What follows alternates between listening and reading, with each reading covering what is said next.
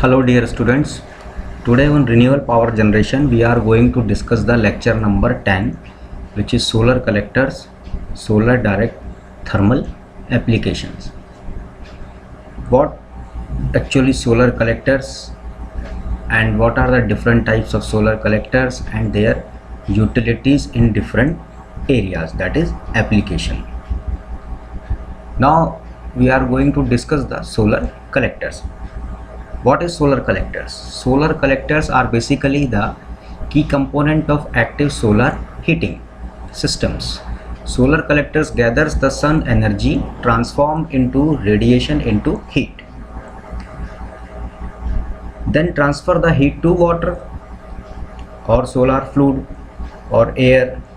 The solar thermal energy can be used in solar water heating systems, solar pool heaters and solar space heatings. These are the several types of solar collectors. Basically, solar collectors, that means you are collecting the heat energy radiated by the sun. These are the different types of solar collectors. First, flat plate collectors, as you seen in the figure. Flat plate collectors are the most common solar collectors for solar water heating. In homes, basically these are the very simple systems which are using for home and solar space heating. A typical flat plate collector is an insulated metal box with a glass or a plastic cover, which is called glazing, and a dark colored absorber plate. These collectors heat liquid or air at temperature less than around 48 degrees centigrade. Flat plate collectors are used for residential water heating and hydronic space heating installation. Here the word come hydronic, that means heat is collected through any liquid and flows in the different parts. That means it is a medium through which your collected heat is to be transferred. Liquid flat plate collectors, these are the flat plate collectors which heats the liquid as it flows through tubes in or adjacent to the observer plate.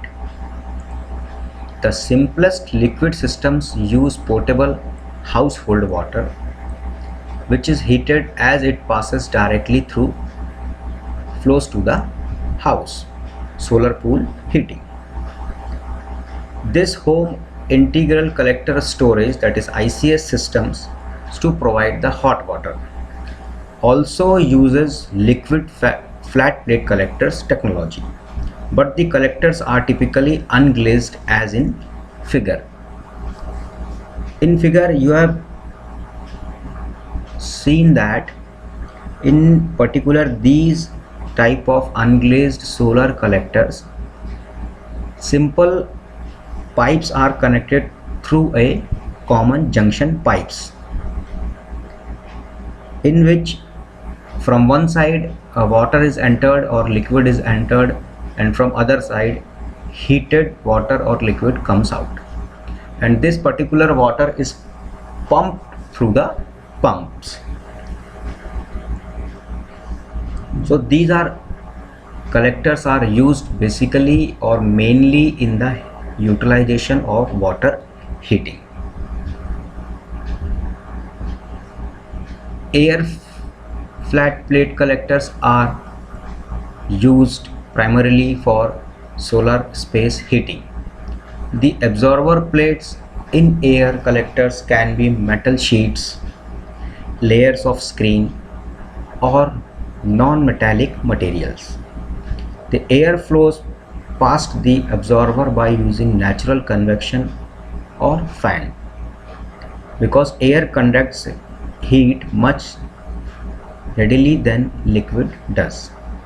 Less heat is transferred from air collector absorbed than from a liquid collector's absorber and air collectors are typically less efficient than liquid collectors.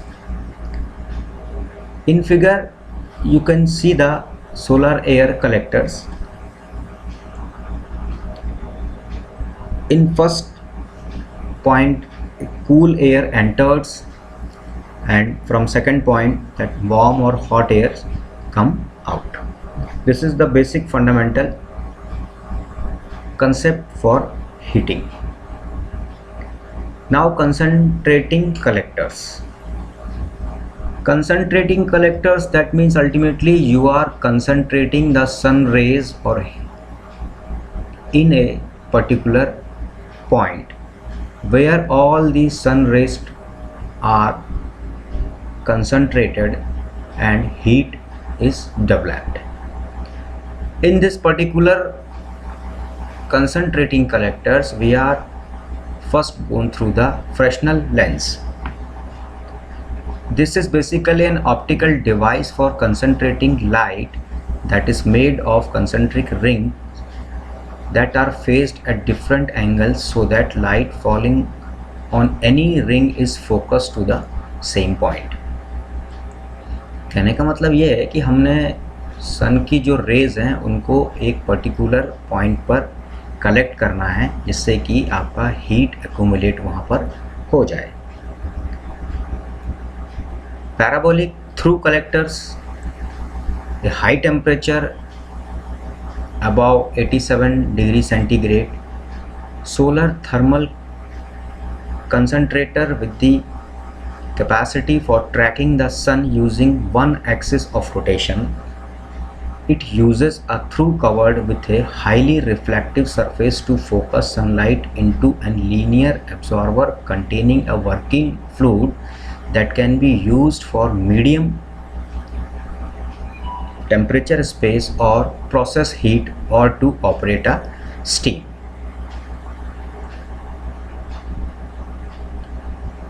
Basically, in this particular type of collector, we are collecting heat of sun rays and given to that particular temperature given to the water to convert the steam, and from steam we are driving the turbine for electricity generation.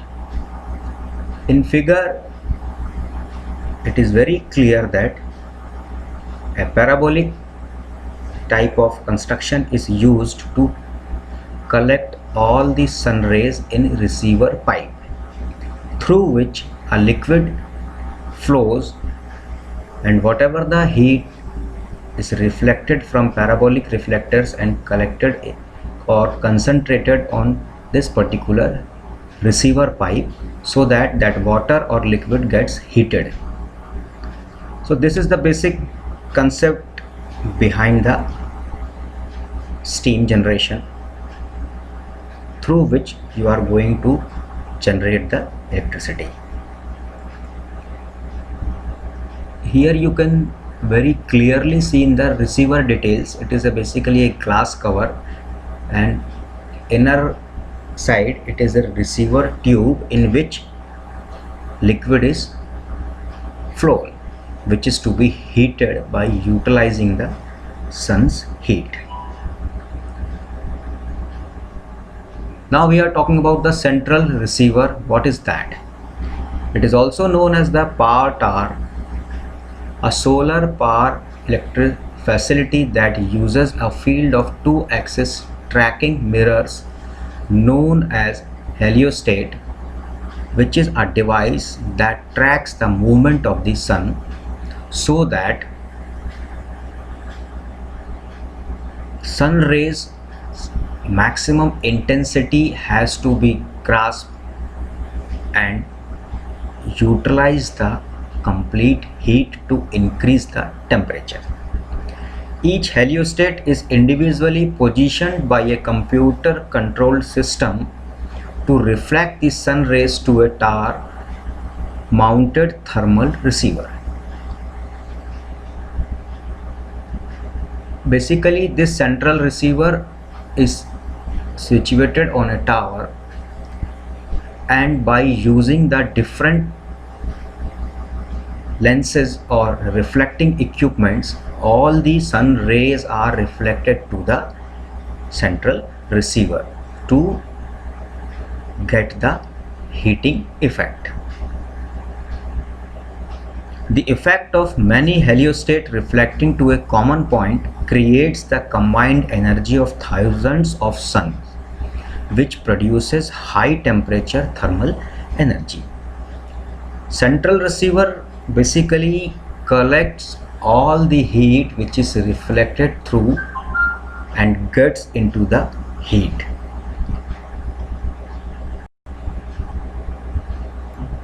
In the receiver, molten nitrate salt absorbs the heat energy, and this hot salt is then used to boil water to steam.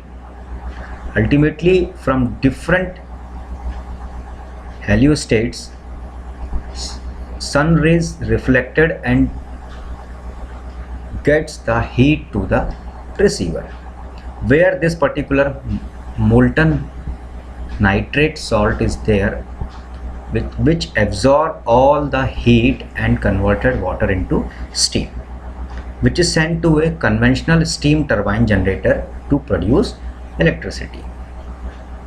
In the figure, it is very clear that all these heliostats reflects the sun's rays energy to the receiver. Receiver is basically a single point where all the sun rays heat is concentrated, collected, and that heat is used to convert in different utilization. In particular case, here we are giving the example of generating the electricity by converting this heat water into steam. Now we come to the point solar direct thermal applications. These some of the applications which are very conventional, such as crop and grain drying. Using the sun to dry crops and grain is one of the oldest and most widely used application of solar energy.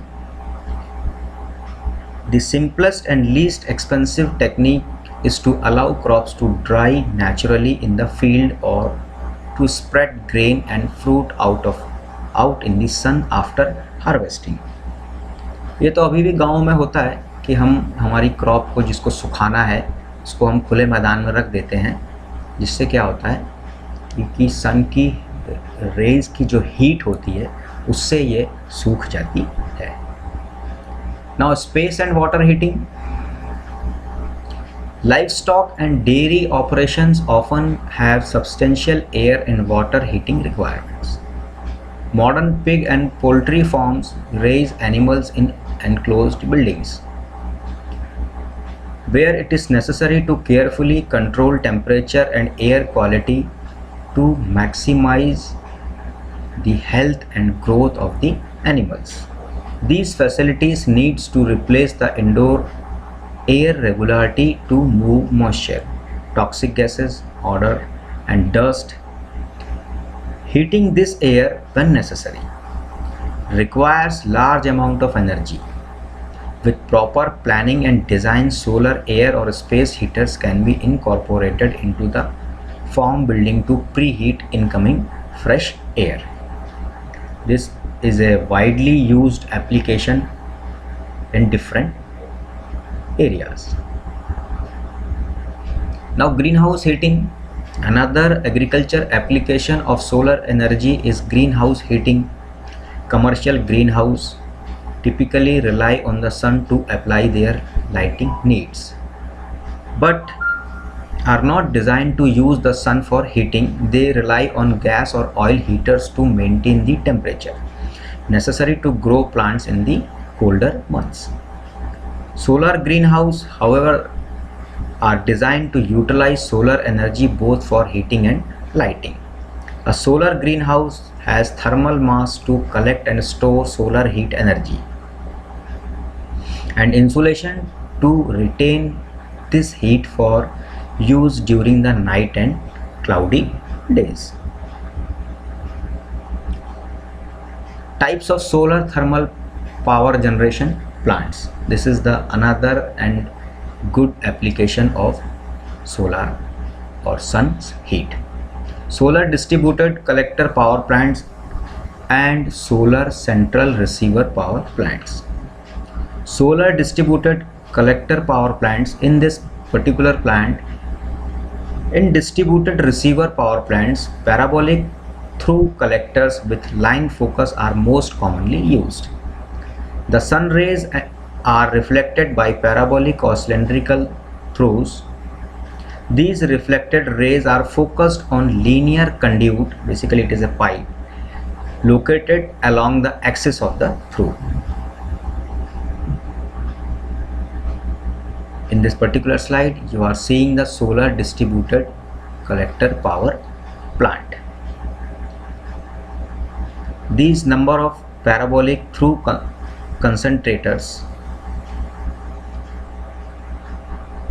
in which hot water, cold water is coming in this, and from outlet hot water is going to the steam generator, and from there it is going to the steam turbine.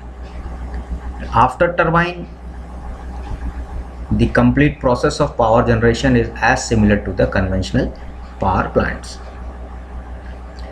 Basically, the main application is that you are using the solar heat and heating the water to convert into steam. Other working parameters, not basically it is parameters, working process is same as the conventional system. Now the solar central receiver power plant. Central receiver scheme is used to design large solar thermal power plant in the range of 50 to 200 megawatt. These are the big capacities plant. The high capacity is possible due to high temperature steam in the central receiver results in high efficiency of plants. In this plant, several heliostats are located on the ground level. The heliostat reflects sun rays towards a central receiver mounted on a tall tower. The large central receiver power plant is usually built with modular concept. Each power plant may have 2 to 10 modules. Each modules may be rated for 100 megawatt electric to 10 megawatt electric to 100 megawatt electric. It consists of thermal insulation, tower system, steam generator, surface mirror, etc.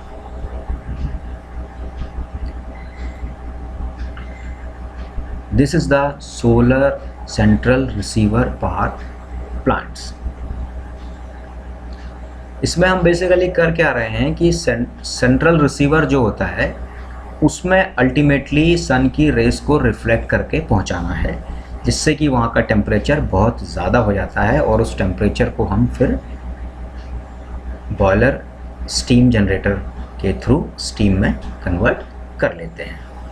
तो ये एक बहुत ही basic fundamental concept है, but main चीज़ ये है कि आप किस तरीके से सन की रेस को रिफ्लेक्ट करके वहाँ तक पहुँचाते हो और उस पर्टिकुलर रेस की हीट को एक जगह कंसंट्रेट करके यूटिलाइज करते हो। This is the main concept behind that. Now जहाँ पर आपने देखा था सेंट्रल रिसीवर, यहाँ पर हम उसकी बात करते हैं। What central receiver is that. यहाँ पर आप देख रहे हो central receiver,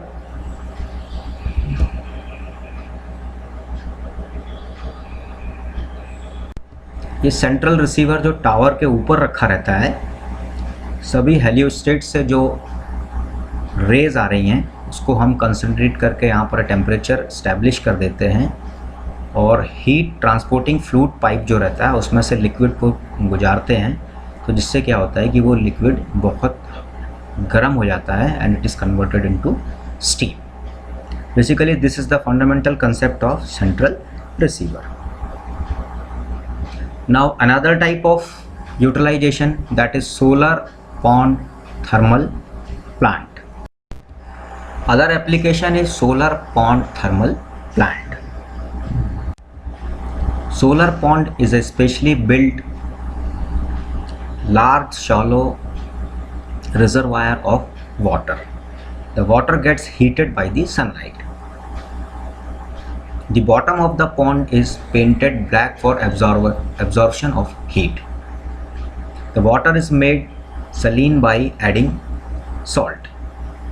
Lower layers are of high salt concentration, whereas upper layers are of low salt concentration. So this is about the solar pond thermal plant. Now we are discussing the operation of solar pond. Solar radiation passes through the upper layer of the bottom layer. The upper layer provides thermal insulation. Convection of water particles is prevented by the graded salt concentration and of higher density. Hence they remains at the bottom and get heated rapidly due to contact with black bottom. Hot upper layer provides thermal insulation. In a well-designed solar pond, the bottom layer temperature can reach up to 95 degrees centigrade, whereas the upper layer has the atmospheric temperature. The solar pond therefore acts like a thermal reservoir with a large volume. This is the figure of solar pond thermal. Sky blue color, that is solar pond. Upper layer with low salt concentration, lower level layer with high salt concentration. Hot water pump, it is pump for hot water. Then cold fluid inlet to heat exchanger. Hot fluid outlet from heat exchanger. Heat exchanger, that means you are transferring the heat to the liquid. So this all about the solar pond thermal plant. All these informations given in the lecture, on the basis of these reference we have collected the information from these good journals or books. So I think from this particular lecture you have undergone the different applications of solar thermal applications. Okay students, thank you very much.